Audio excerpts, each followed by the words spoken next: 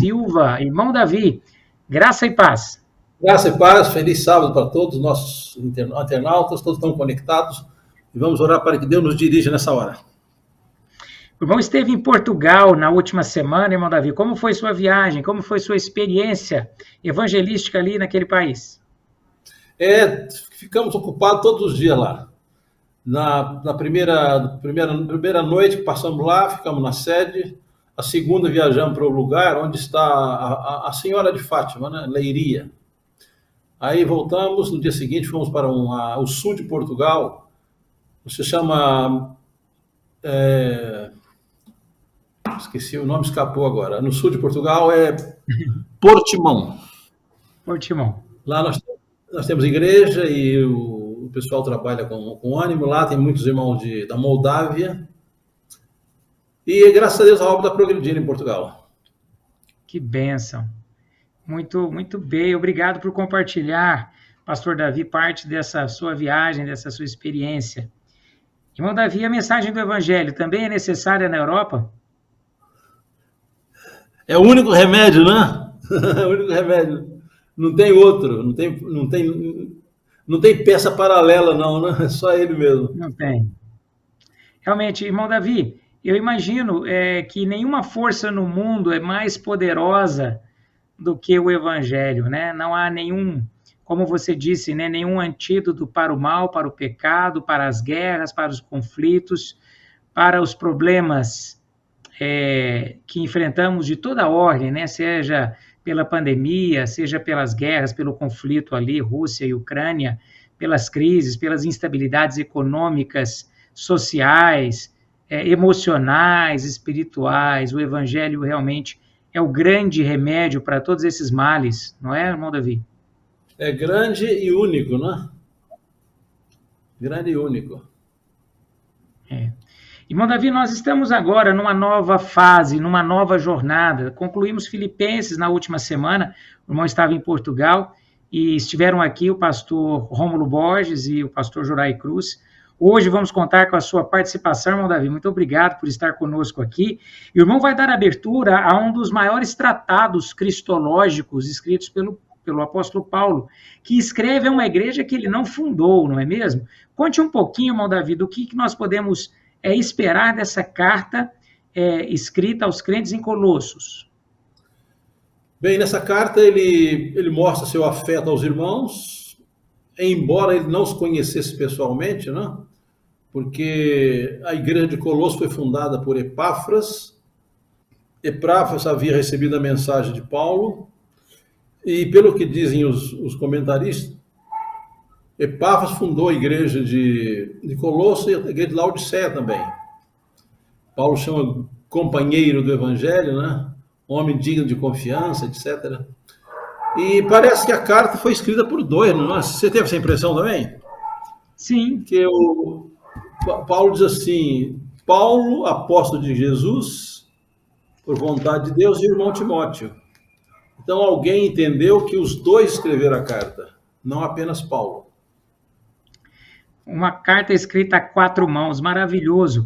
Irmão Davi, tanto essa divisão literária aqui, né, de duas pessoas escrevendo, o Evangelho é uma obra coletiva, não é uma obra individual. Embora a transformação seja individual, a entrega seja individual, Deus coloca uma coletividade dentro do Evangelho que nós não podemos ignorar, não é mesmo, pastor Davi? Exatamente.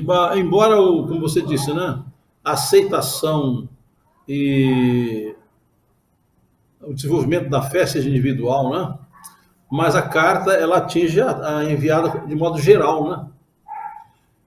Paulo aqui ele elogia os irmãos, ele começa falando das virtudes, do ânimo, embora ele não os conhecesse pessoalmente. Existia uma comunicação através de Epáfras, através de Timóteo, que naquele tempo não era distante, né? Porque, embora Colossos fosse uma colônia romana, era distante, né?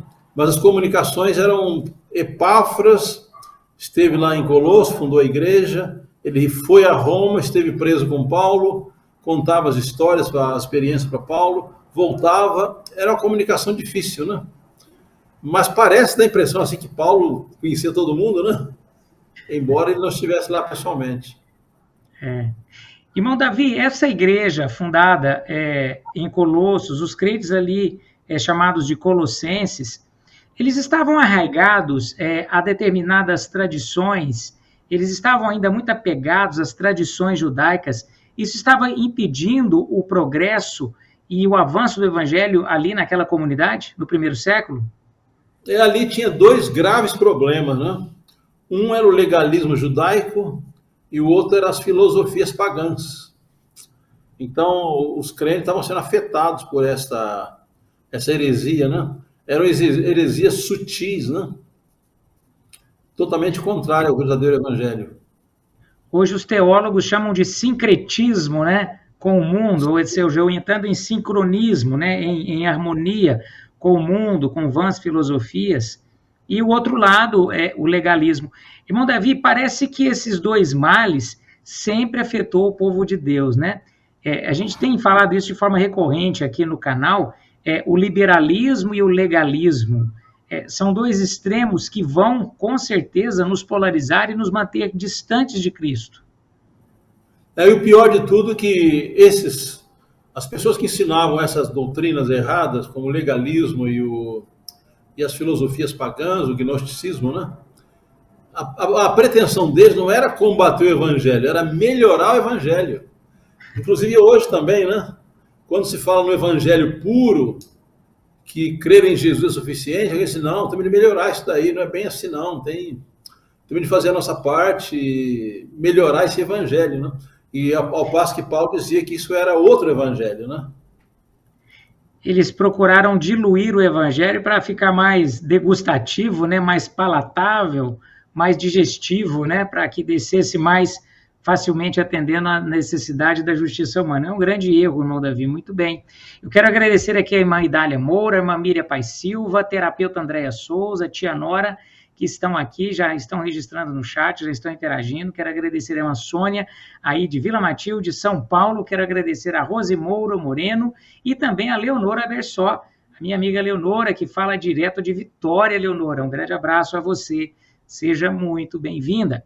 Pastor Davi, eu vou pedir para que o irmão faça essa oração em favor do estudo, em favor dos 32 pontos de acesso que estão conectados. Talvez tenhamos aqui 60 ou mais pessoas nesta sala virtual, desfrutando de uma companhia real, de uma comunhão real.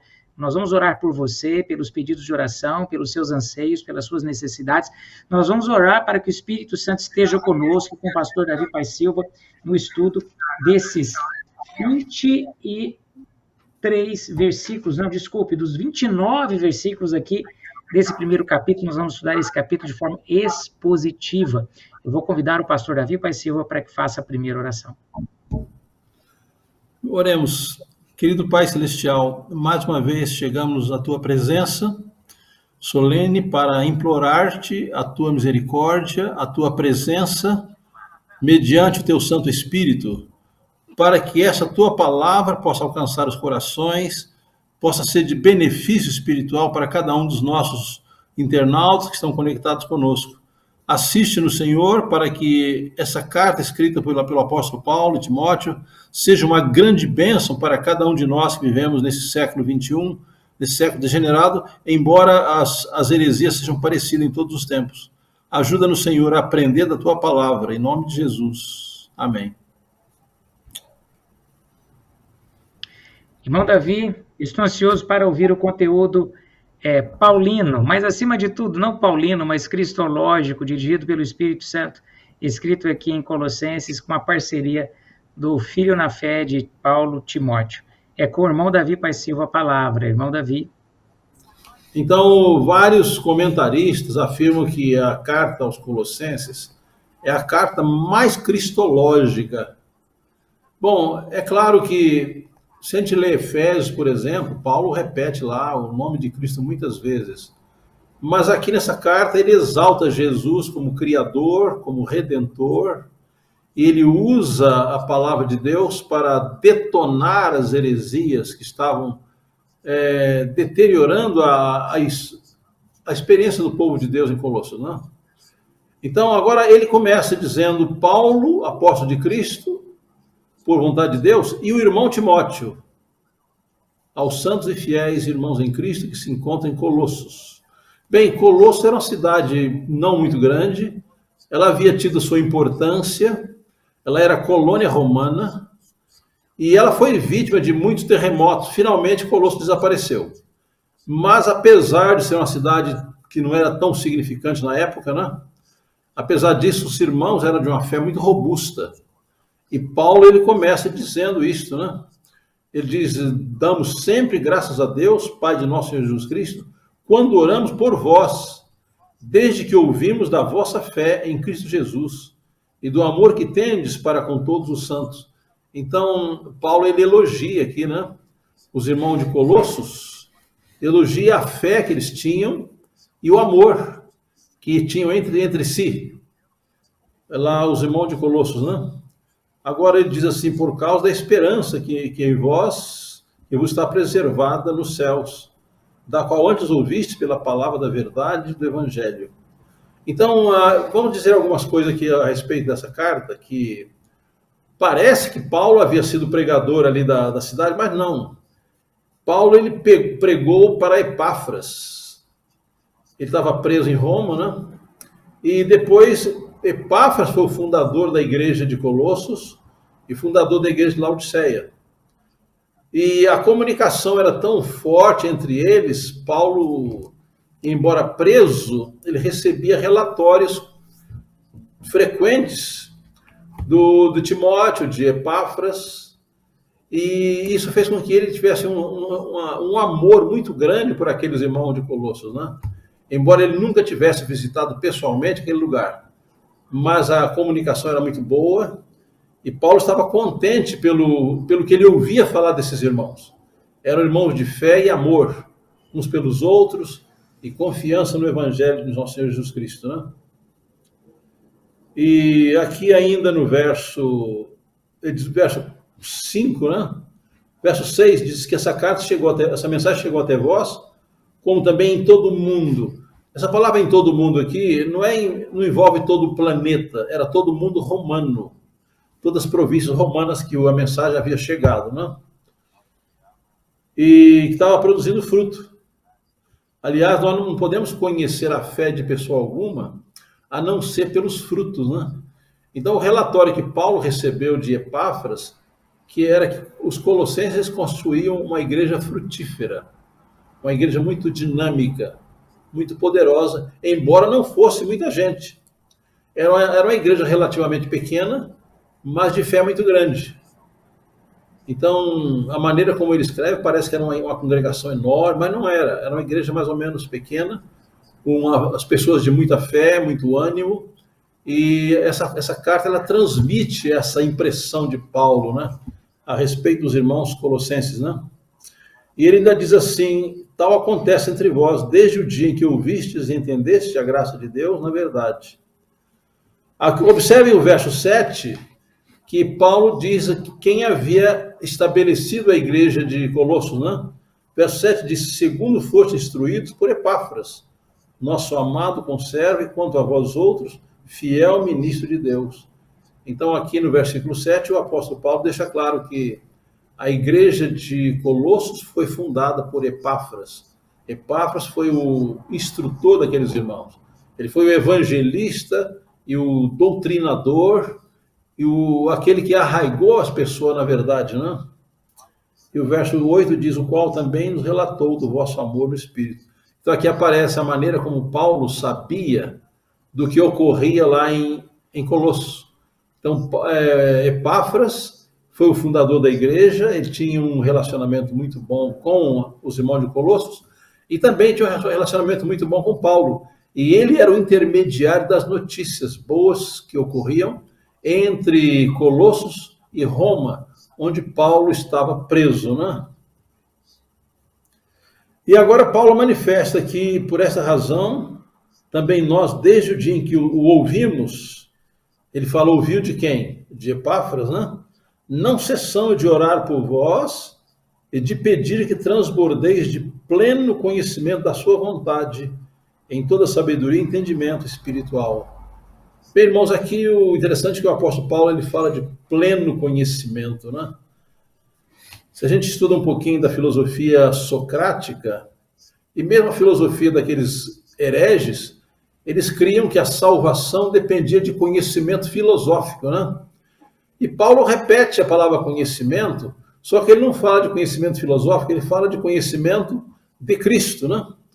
Ele diz assim: não cessamos de orar por vós, de pedir que transbordeis de pleno conhecimento da sua vontade, da vontade de Cristo, né? Então a palavra conhecimento era muito exaltada pelos filósofos gregos e outros sábios da antiguidade, né?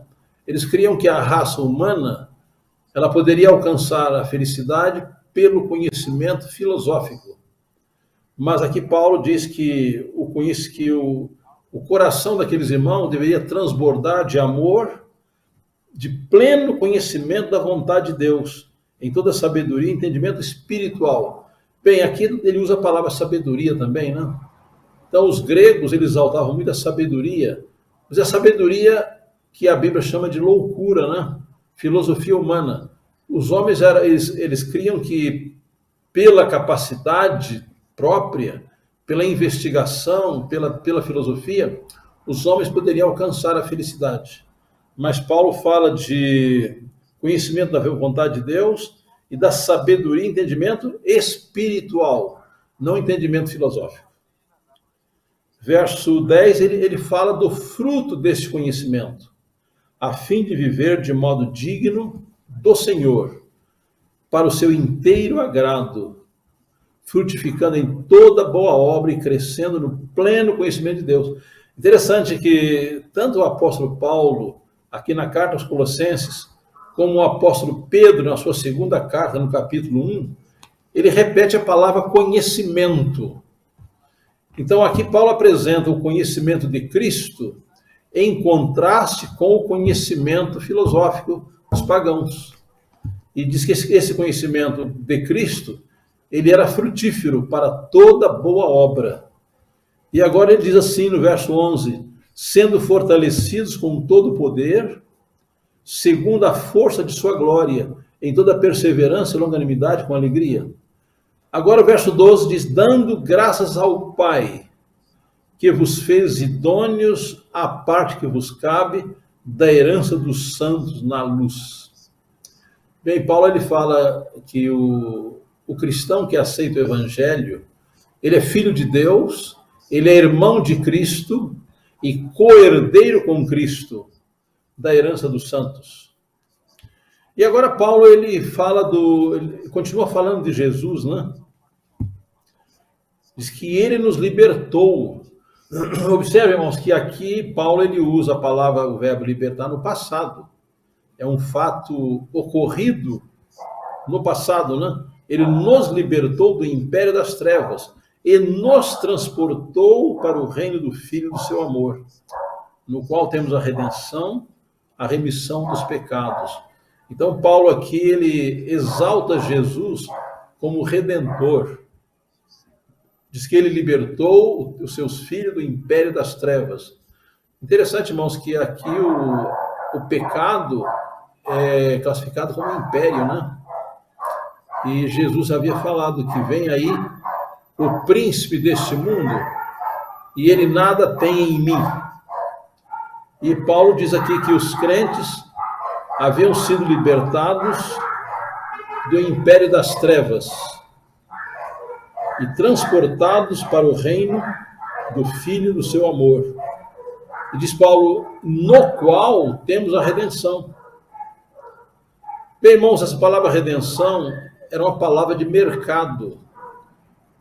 Quando os escravos eram comprados no mercado, e mesmo para ser redimidos, eles eram também comprados no mercado. Verso agora Paulo ele fala da divindade de Cristo. Verso 15 diz, este é a imagem do Deus invisível, o primogênito de toda a criação. Ele chama Jesus de primogênito da criação. E algumas seitas arianas, eles usam essa palavra primogênito para dar a entender que Jesus foi o primeiro a ser criado. Quando na Bíblia a palavra primogênito tem duas conotações. Tem a conotação de alguém que nasceu primeiro, a conotação literal, mas tem também a conotação de alguém que está em preeminência. Por exemplo, a Bíblia fala de Davi, que era o último dos filhos de Jessé, e Salmo 89 diz que Deus o fez primogênito. Então, primogênito era um título de preeminência. Então, Jesus é o principal agente da criação. Então, essa palavra primogênito que não tem nada a ver com o primeiro criado, mas o autor da criação. E os versos seguintes vão deixar isso claro. Diz assim, no verso 16, nele foram criadas todas as coisas. Então, aqui Jesus é identificado como Criador do universo. Nele foram criadas todas as coisas, nos céus e sobre a terra, as visíveis e invisíveis, sejam tronos, sejam soberanias, quer principados, quer potestades, tudo foi criado por meio dele e para ele.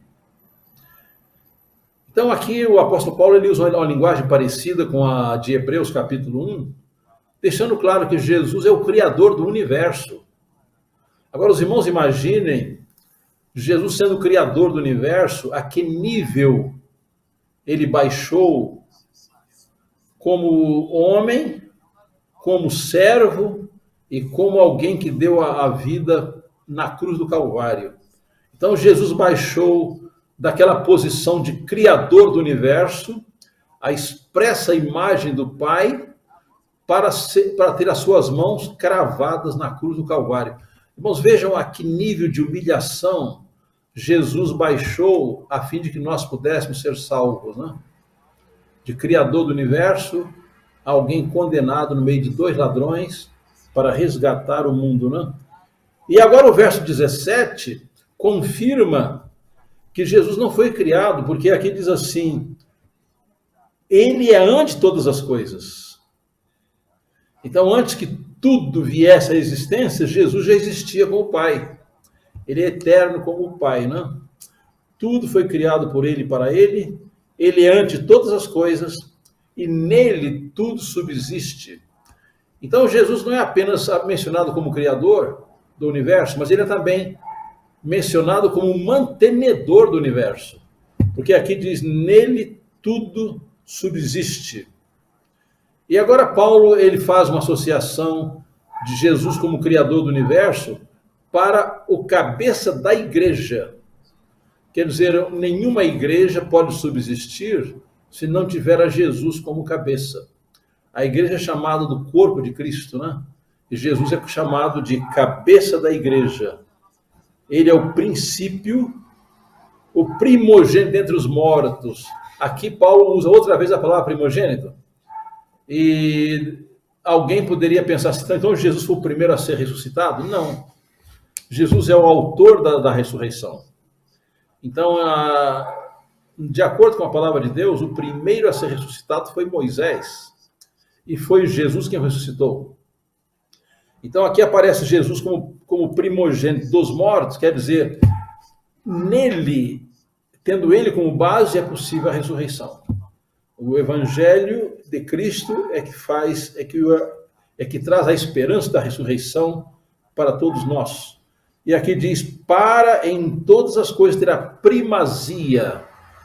Irmãos, vamos ter em mente isso então. Jesus, ele é o Redentor, ele é o Criador, ele é o mantenedor e ele tem a primazia sobre tudo. É bom nós termos em mente que Jesus é a autoridade máxima do universo, né? Ele com o Pai e com o Espírito Santo, são eles que participam da criação, participam da redenção. E agora diz, e que havendo feito a paz pelo sangue da sua cruz, por meio dele reconciliasse consigo mesmo todas as coisas, quer sobre a terra, quer nos céus. Interessante, como é que aqui fala de reconciliar as coisas no céu? Interessante que o pecado começou no céu. Foi ali que Lúcifer se rebelou contra Deus e foi ali que ele infectou a terça parte dos anjos do céu. E interessante que depois que Lúcifer fez sua rebelião, os anjos e os seres de outros mundos, eles não ficaram com a mente totalmente clara a respeito do caráter de Satanás. Então, somente quando Jesus morreu na cruz do Calvário, quando Satanás teve a oportunidade de demonstrar toda a sua crueldade, toda a sua maldade, perversidade, e foi na cruz que Jesus revelou o amor de Deus de maneira plena. Então, quando Jesus foi crucificado na cruz, houve um contraste perante todo o universo entre o caráter cruel de Satanás e o caráter de amor de Cristo.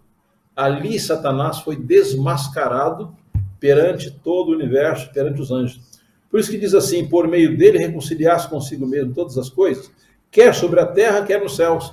Então, irmãos, vamos ter em mente que o Evangelho não beneficia apenas o nosso planeta. O Evangelho, ele beneficia todo o universo. A inspiração diz que nessa terra, Deus revela tudo que acontece aqui para todo o universo. Aqui é daqui que o universo recebe aulas de redenção. É aqui que Deus manifestou o seu amor máximo ao permitir que Jesus morresse no Calvário. E o verso 21 diz, e as vós outros também, que outrora eres estranhos, inimigos do entendimento, pelas vossas obras malignas, agora, porém, vos reconciliou no corpo da sua carne, mediante a sua morte, para apresentá-los perante eles santos, inculpáveis e irrepreensíveis.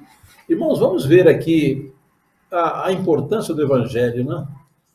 Quer dizer, embora nós sejamos maus, pecadores, corrompidos, ao aceitarmos o Evangelho, nós somos apresentados perante Deus, perante o universo, inculpáveis, irrepreensíveis e santos.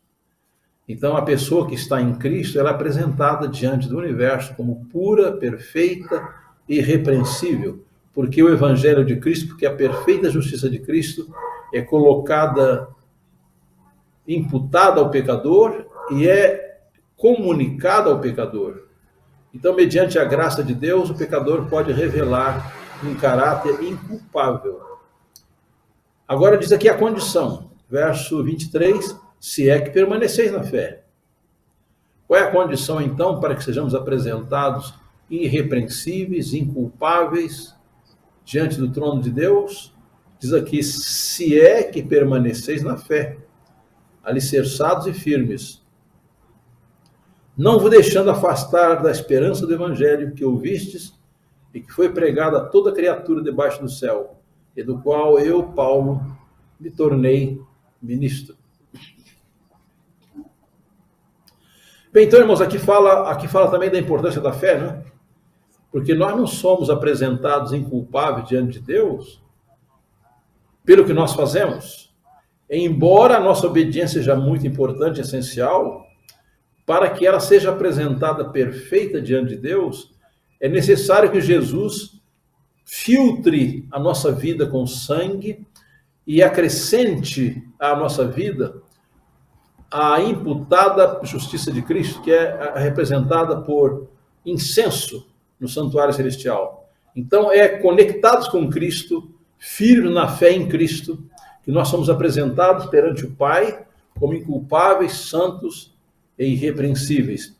E Paulo diz, eu tive a alegria de ser chamado para trabalhar como ministro do Evangelho, para pregar esta mensagem.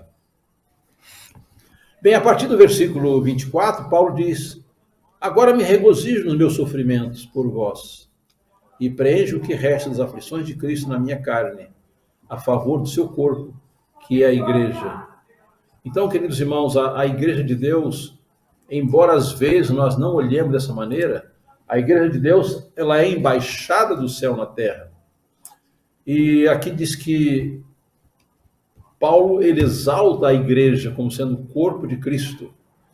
Então, aqueles que são membros da igreja, aqueles que fazem parte do povo de Deus, eles ocupam uma posição muito solene e muito importante, né? Porque a igreja é colocada como uma embaixada do trono de Deus nessa terra.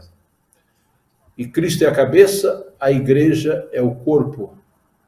E disse Paulo, da qual me tornei ministro de acordo com a dispensação da parte de Deus, que me foi confiada a vosso favor, para dar pleno cumprimento à palavra de Deus. Bem, agora Paulo fala do evangelho como mistério. Será que o evangelho é um mistério? É. Ele é um mistério oculto para aqueles que rejeitam a Cristo e se torna um mistério revelado para aqueles que o recebem. Então aqui ele fala do mistério, de acordo com a dispensação, um mistério que estivera oculto dos séculos e das gerações, agora todavia se manifestou aos seus santos. Observe, irmãos, a quem é manifestado o mistério do evangelho? Aqueles que o aceitam. Por isso que em Coríntios, no primeiro capítulo de Coríntios 1, o evangelho para os que não o recebem, para os que o desprezam, é loucura, é incompreensível. E o apóstolo Paulo mesmo diz, o homem natural não compreende as coisas de Deus porque lhe parecem loucura. E não podem compreender porque ela discerne espiritualmente. Então, para que nós tenhamos a compreensão do mistério do evangelho, é necessário que nós o aceitemos. É necessário que nós creiamos e confiemos plenamente em Cristo. É necessário que nós mantenhamos uma conexão com Ele permanente. Então, o evangelho para nós se torna um mistério revelado. Aqui diz, mistério que estiver oculto dos séculos das gerações, agora todavia se manifestou aos seus santos. Então, irmãos, o evangelho não é manifestado aos incrédulos, é manifestado aos que creem. É claro que toda pessoa que aceita Jesus, por pior que tenha sido o seu passado, ela se torna um filho de Deus, e agora o mistério do evangelho é revelado a ela também. Verso 27, eu acho que esse verso aqui é um dos mais belos do capítulo 1, né? Aos quais quem? Aos santos, mencionado no capítulo 26, né? Deus quis dar a conhecer qual seja a riqueza da glória deste mistério entre os gentios, que é Cristo em vós, a esperança da glória. Irmãos, alguém diz assim, o mundo está cansado de ouvir pregações do evangelho. O mundo quer ver o evangelho. E ele consegue ver esse evangelho quando é revelado pela vida dos filhos de Deus. Então, Paulo diz assim no verso 27, aos santos, né? Deus quis dar a conhecer qual seja a riqueza da glória deste mistério entre os gentios. Quem é que revela esse mistério aos gentios? Isto é, Cristo em vós, a esperança da glória. Embora o mundo incrédulo não consiga entender as nossas palavras, não consiga aceitar, se nós estamos arraigados em Cristo, a nossa vida se torna um argumento que o mundo não pode contradizer. Então, queridos irmãos, Deus utiliza cada crente, cada filho seu, para ser o embaixador perante o mundo, não apenas com palavras, mas com a vida que revela o amor de Deus. E por meio dessa pessoa é que Deus revela o evangelho ao mundo.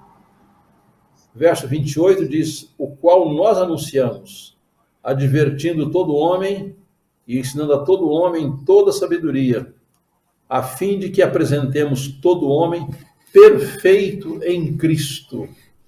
Aqui, irmãos, vem mais uma verdade muito importante, né?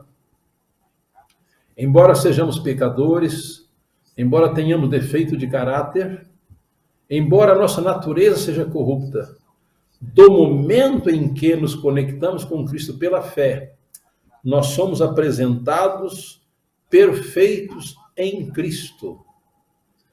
Não que tenhamos perfeição em nós mesmos, mas porque a perfeição de Cristo nos é imputada e comunicada. Então, através do Evangelho, nós que somos pecadores arrependidos, nós que aceitamos a provisão do Evangelho, nós que reconhecemos a Jesus como nosso Criador e Redentor, nele nós somos apresentados perante Deus e perante o universo como perfeitos em Cristo. E Paulo ele se gloriava nesse ministério. Diz ele, para isso é que eu também me afadigo, esforçando-me o mais possível, segundo a sua eficácia, que opera eficiente em mim. Então, o próprio Paulo ele teve aquela sua experiência, né? Paulo que foi aquele homem assassino, criminoso, aquele homem que arrastava os cristãos para a prisão, para a morte, aquele homem que foi testemunha de acusação de Estevão. Ele sempre lamentava isso, né? Eu não sou digno de ser chamado apóstolo porque persegui a igreja de Deus. Mas ele diz, Deus me chamou e me usa para anunciar esse mistério aos gentios, ao mistério do evangelho a todos. Ele diz, por isso eu também me afadigo. Então, a alegria de Paulo, apesar dos seus sofrimentos, apesar dos apedrejamentos, apesar das perseguições, dos preconceitos, diz ele, eu me glorio nisso. Eu me afadigo, esforçando-me o mais possível, segundo a sua eficácia, que opera eficientemente em mim. Então, irmãos, até o final desse capítulo, Paulo, ele exalta Jesus, exalta o Evangelho, ele revela Jesus como Criador de todas as coisas, como a imagem perfeita do Pai, e também como o Redentor, diz, nele temos a redenção. Então, irmãos, essa carta é uma carta muito rica, é uma carta muito cristocêntrica. Cristo aqui, ele é o Criador, é o Redentor, é o Regenerador. E nele nós temos essa esperança, né? E quando aceitamos a Jesus como Salvador pessoal, Deus nos usa para revelar esse mistério àqueles que estão separados dele. E Deus nos abençoe, queridos irmãos, para que a mensagem dessa carta encontre lugar em nosso coração. E vamos ter em mente que Cristo é o centro da nossa esperança. E quando ele voltar, ele vai completar a obra que ele começou em nós. Eu desejo que todos os nossos queridos internautas sejam beneficiados por essa palavra, por essa verdadeira mensagem, por essa exaltação de Cristo como nossa única esperança de salvação, conforme disse o apóstolo Paulo. Que essa seja a nossa experiência pessoal com Jesus. Amém. Irmão Davi, é impressionante a conexão que as cartas paulinas fazem com os evangelhos. É impressionante como o Novo Testamento ele se estrutura com um único propósito, de revelar a Jesus Cristo como Filho de Deus, como nosso Salvador, como nosso Senhor. Eu imagino o que seria se essas cartas, se essas epístolas, se os evangelhos, se esse livro histórico de Atos dos Apóstolos não estivesse estruturando e formando esse arcabouço no Novo Testamento. É impressionante como os 4 evangelistas falam da pessoa de Cristo, falam da obra de Cristo, e as cartas paulinas, petrinas, joaninas, falam dessa parte teológica, falam do evangelho como um método, como algo transformador no mundo, na vida das pessoas, de forma individual, de forma coletiva, na vida das nações, na vida das comunidades e das igrejas. Irmão Davi, como que você vê toda essa estrutura do Novo Testamento com esse único objetivo de exaltar a Jesus Cristo, nosso Senhor? Então, note bem, Cristo é o centro da Bíblia, né? Embora no Velho Testamento ele apareça mais, por exemplo, no santuário, por símbolos, né? Por animais que eram mortos e tudo, já a partir do apóstolo João, né? Quando consideramos os 4 evangelhos, até na versão em espanhol, João é chamado de o teólogo, né? João o teólogo, porque ele não fala muito dos milagres de Cristo, mas ele fala da pessoa de Cristo. E Paulo segue essa linha aqui também, né? Ele exalta a Jesus como o Criador, como Deus pleno, como Redentor. Então, essas mensagens do apóstolo Paulo, nas suas cartas, elas dão uma estrutura muito forte para a nossa experiência cristã. Ele não apenas fala bem de Cristo, ele fala de Cristo como essência, como essencial à nossa salvação. Então ele fala de Jesus como Criador, como Redentor, como Mantenedor, como nossa única esperança, né? E nele, diz assim, nele estão escondidos todos os mistérios da verdade. E esse mistério é revelado quando nós o aceitamos, né? Então, de fato, a posição que Paulo coloca a Cristo ela deixa claro que ele é o centro da nossa esperança mesmo. Sem ele não há. Quer dizer, não é uma opção. Jesus não é uma opção. Jesus é a única possibilidade de salvação. É o que Paulo diz aqui nessa carta, né? E há um propósito, né, irmão Davi, nesse mistério para a transformação do homem, da igreja, do mundo, e por que não dizer também uma mudança no universo? Porque houve uma mudança no universo, inevitavelmente houve uma mudança no universo com a encarnação de Cristo, com a redenção de Cristo Jesus. Ellen White diz que até os mundos não caídos, né, os anjos que não caíram, os mundos que não conheceram o pecado, eles serão livrados da apostasia unicamente em função do sacrifício que Jesus fez no Calvário, irmão Davi. É tão abrangente assim mesmo? Claro, por isso que Paulo diz assim, o sacrifício de Cristo não foi só para reconciliar esse mundo com o céu. Ele foi reconciliar as coisas que estão no céu também. Diz a inspiração que os próprios anjos não têm segurança a não ser no Calvário. Bem. Então é o Calvário que desmascarou Satanás, que revelou a plenitude do caráter de Deus, a plenitude do amor de Deus. Então o Evangelho não beneficia apenas os habitantes dessa terra. O Evangelho beneficia o universo todo. Aqui aparece uma abrangência cósmica, né, do Evangelho. Ela não se limita a esse planeta. Embora esse planeta seja a sala de aula do universo, mas o benefício do Evangelho abrange a todo o universo.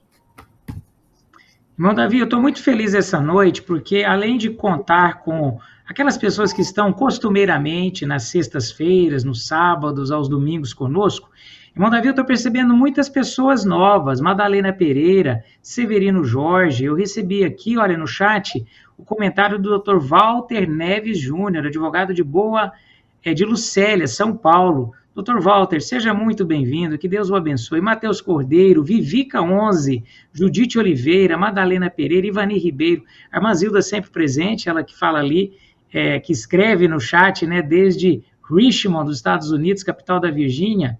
Quero agradecer a todos vocês. E eu queria saber de você aqui no chat, se você foi edificado com esse estudo, se esse método que está sendo utilizado aqui nesse canal, ele tem algum sentido para você. O que você acha? Eu gostaria de saber a sua opinião desses estudos expositivos, de analisarmos a Bíblia de maneira mais aprofundada, de maneira mais calma, nos detendo em cada um dos detalhes de cada um dos versículos. Irmão Davi, enquanto os nossos internautas vão deixando aqui a sua opinião no chat sobre a necessidade, a importância e os benefícios do estudo expositivo, eu gostaria, irmão Davi, que você falasse um pouquinho mais, porque eu acho que na pedagogia a repetição ela é sempre válida, né? Por quê, irmão Davi? O que nós ganhamos, pastor Davi, estudando a Bíblia dessa forma? É necessário dedicarmos tempo e energias para analisar cada um dos versículos? É assim mesmo? Note bem, lamentavelmente, nós não temos aquela memória fotográfica que tinha os homens antes do pecado, né? Então, que o Evangelho precisa ser repetido mesmo. Que, como um professor me disse certa vez, né, que a repetição é a melhor didática que existe, né? E, ao mesmo tempo, a capacidade de retenção da verdade na memória, ela é muito, muito limitada. Por isso, a repetição é duplamente necessária. Uma pela própria importância do Evangelho e outra pela nossa pecaminosidade.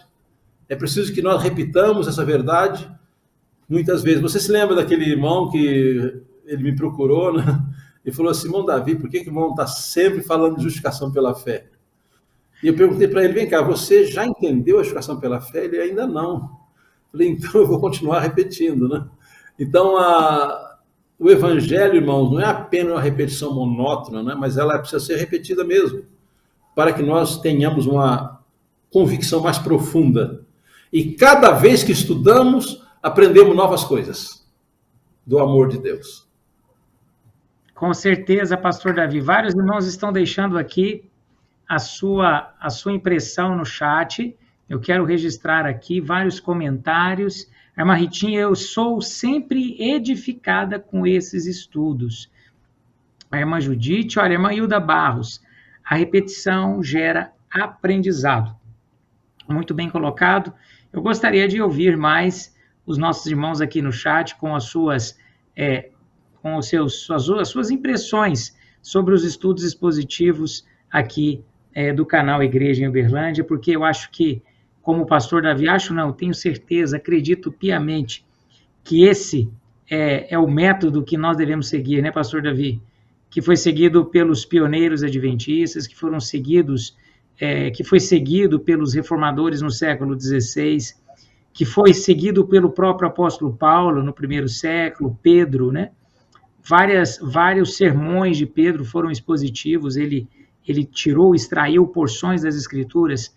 Paulo extrai porções das Escrituras, autores das Escrituras, para escrever suas epístolas. Então, a palavra de Deus é o melhor remédio para cada um de nós. A irmã Griselda Secam, aprendi muito com esses estudos. A irmã Leia, os estudos são muito bem-vindos, ajudam muito. A irmã Judite também agradecendo, amém, para todos nós, que Deus nos abençoe. Muito obrigado. Queridos irmãos, nós estamos chegando e caminhando para o encerramento dessa live, estamos aqui para mais uma jornada. Vamos, no próximo encontro, pastor Davi, percorrer o capítulo 2. E o capítulo 2, ele fala da luta para pregar o evangelho, ele fala dos cristãos que devem ficar livres do legalismo, ele vai falar da lei cerimonial, daqueles princípios que foram cravados na cruz, e ele conclui o capítulo 2 falando que só Cristo nos livra do pecado. Irmão Davi, parece que Cristo é o centro dessa epístola, né? Ele absorve toda a epístola, né? E quando você falava de repetição, eu me lembrei de uma afirmação de Pedro, assim, olha, eu não vou cessar de admoestar-vos, embora eu saiba que vocês já estão firmes na presente verdade. Eu vou continuar repetindo também, né? Eu achei interessante essa expressão de Pedro, né? Então, irmão, de fato, Cristo ele é exaltado por Paulo e de maneira bem clara, bem profunda, bem ampla, né? Como a base da nossa esperança, a base da nossa salvação, a segurança da nossa salvação. Então, eu quero admoestar a todos os nossos queridos internautas que façam de Cristo o centro da sua vida, que façam de Cristo a única esperança. Não se cansem. Pelo contrário, quanto mais nós falamos de Cristo, mais nós o amamos, mais nós nos deliciamos no seu caráter. E a inspiração diz assim, quando nós conhecemos os incomparáveis encantos de Cristo, o mundo perde a sua influência sobre nós. O pecado perde o seu poder sobre nós. Quando nós conhecemos os incomparáveis encantos do caráter de Cristo. Muito bem. Olha, a irmã Zilda de Richmond, ela está dizendo, maravilhoso esse método, Deus seja louvado por esse conteúdo, abençoando o pastor Davi, o irmão Rodney e todos do canal. Muito obrigado pelo carinho, irmã Zilda de Souza, falando dos Estados Unidos. A tia Nora, estou sempre me renovando com esses estudos maravilhosos. A irmã Maria Aldene Bernardo, boa noite, irmãos Rodney e pastor Davi, eu também desejo a todos vocês uma boa noite. Pastor Davi, nós vamos novamente orar com você nesta noite. Vou pedir para que o irmão ore por nós. Ore em favor dos 36 pontos de acesso que ficaram conectados, ativos e interativos aqui no chat, compartilhando seus sentimentos, seus pensamentos em relação a esse grande conteúdo teológico paulino, que é essa carta que foi escrita aos crentes em Colossos, ali no primeiro século. Eu quero agradecer a sua companhia, quero agradecer o fato de você estar conosco nesta noite de 25 de março de 2022. Amanhã nós continuaremos aqui na live às 9 horas da manhã, teremos o irmão Cardoso e também o irmão Sansão Lopes aqui na live, juntamente com o Joe, que está em Brasília. Vai ser um encontro importante, você não pode perder. Então, irmão Davi, vamos orar novamente, vamos pedir para que Cristo em nós, ou Cristo em vós, como o próprio apóstolo Paulo disse, esperança da glória, seja uma realidade na vida de cada um de nós, irmão Davi. Oremos. Querido Pai Celestial, em nome de Jesus, o nosso Criador, o nosso Redentor, aquele em quem está centralizada a nossa esperança. Em seu nome, Senhor Deus, nós chegamos a Ti nessa noite, Estamos muito agradecidos porque Tu enviaste Teus filhos para ouvir a Tua palavra. E pedimos que queira abençoar essa mensagem que foi escrita há quase 2000 anos atrás. Que ela seja uma bênção para os Teus filhos, para todos aqueles que estão desejosos da salvação. Lembramos-nos também, Senhor Deus, das famílias que tem algum membro enfermo, que está sofrendo nos hospitais, passando dificuldades e lutas. Queira dar-lhe, Senhor Deus, a esperança de que em breve Jesus voltará e todo esse sofrimento, enfermidades, morte estarão eliminados para sempre. Ajuda-nos, Senhor, como disse o apóstolo Paulo, a amar a Tua vinda, a buscar de todo o nosso coração, com a certeza de que Tu nos aceitas, porque Jesus, na cruz do Calvário, Ele pagou pelos nossos pecados. Ele está intercedendo em nosso favor e voltará em breve para levar-nos ao lar celestial. Ajuda-nos, Senhor Deus, a estar em comunhão contigo nesse sábado e que possamos refletir o Teu caráter em nossa família, na igreja e na sociedade. E ajuda a estar preparados para a iminente volta de Jesus, em cujo nome Te pedimos essas bênçãos. Amém.